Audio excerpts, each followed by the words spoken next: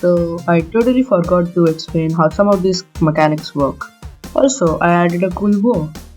I made a lot of progress. First, let me explain how the inventory system works. So there's this. I just realized you guys won't be interested in how the inventory system works. It just works. Also, I made my own player, goblin, grass path, and arrow sprites. I also added a cool bow. The way the bow works is that I don't need to tell it because nobody is gonna care anyway. Basically, I just find where the mouse cursor is and rotate the bow accordingly. Then I shoot an arrow from the bow using the instantiate method and add a delay to it. And we got a pretty cool bow.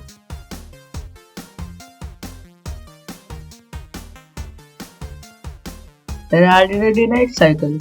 The way this works is I store all the times in the day in an enum and set a timer to do some magic through it.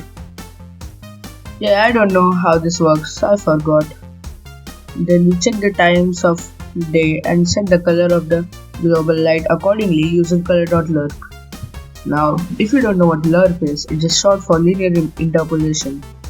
Now, linear interpolation is just interpolation, but linear. And we achieve a cool day-night cycle effect.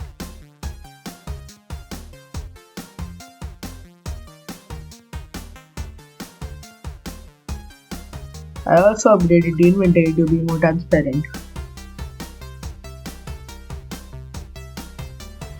That's what I did. I also want to explain the basic story for this game. So this game is gonna be set in the medieval era with some fantasy involved. It's gonna mimic some events in my way that has happened in the medieval era, like the Black Death, the Reformation and the discovery of America. The Black Death is going to be a huge part of the game, so stay tuned.